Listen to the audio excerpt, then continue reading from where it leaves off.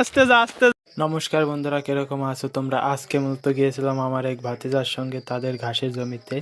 যাওয়ার পথে বৃষ্টি এলো দেখে আমার বন্ধুর বাড়িতে কিছু সময় দাঁড়ালাম, আর দাঁড়ায় কিছু কবুতরে খাওয়ার জন্য ডাক দিয়েছিলাম, কিন্তু আসে নাই।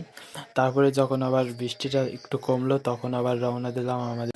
এমন একটা জ্বালাই পড়ছি যে ওর জন্য আমার ওদের ঘাস কাটার জমিতে আমার যাওয়া লাগছে, কারণ ওর প্রতিদিন আমার আটিগুলো কুঠাই দেওয়া লাগবে, নয় বলে হবে না।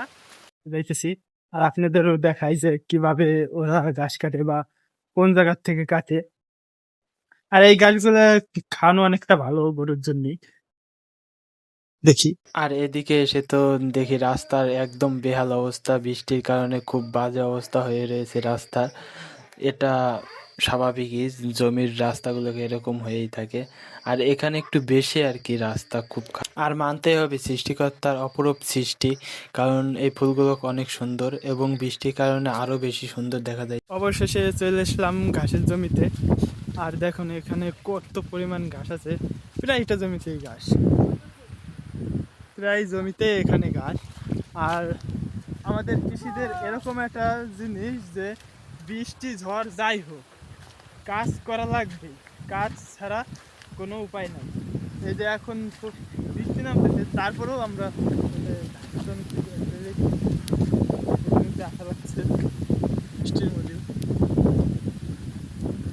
কি সুন্দর একটা ওয়েদার, বৃষ্টি নামতেছে, ছোট ছোট ঘুরে ঘুরে বৃষ্টি নামতেছে, তার মধ্যে ঘাসের জমিতে। এখন বাড়ি ফেরত চলে যাইতে হচ্ছে, কারণ ওর বাবাই এখন আসে নাই, যে আমাদের কাছে কাশিও নাই যে আমরা ঘাস কেটে নিয়ে যাব। ওর বাবার কাছে রয়েছে হলো কাশি, সেই আসে নাই। এই বৃষ্টি নামতেছে দেখে সে বাড়ি রয়ে গেছে। আর আমরা জানি যে ওর বাবা এটাইছে, তার জন্য আমরাও চলেইছিলাম। কিন্তু যে এখন কি পরিমাণ বৃষ্টি নামতেছে তার মধ্যেই এখন দৌড় দিতে হবে। পড়িস না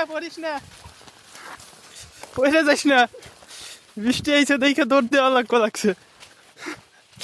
এই দুরন্ত বাড়ি ঢোক, আস্তে যা বৃষ্টি থামছে।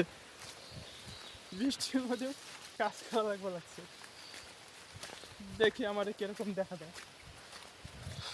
এই যে একটা নতুন একটা বাড়ি হয়েছে জমির মধ্যে, এই বাড়ি না। আর আমি এখন যে বাড়িতে দাঁড়িয়ে আছি বা যে ঘরে দাঁড়িয়ে আছি, এই ঘরটা আগে আমার বন্ধুদের বাড়ি ছিল, কিন্তু যে এখন ওরা নতুন বাড়িতে যাওয়ার জন্য এই বাড়িটা ভেঙে এখান থেকে চলে গেছে।